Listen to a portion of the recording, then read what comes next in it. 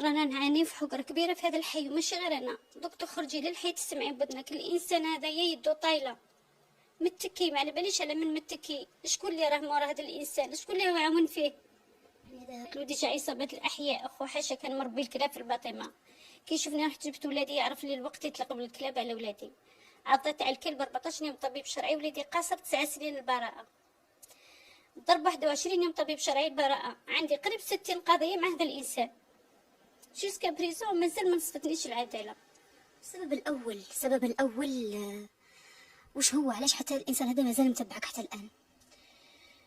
السبب الأول والآخر، الإنسان هذا حقار وشافني بلا راجل وشاف ولادي صغار وحاب يستغلني ويستغل ولادي.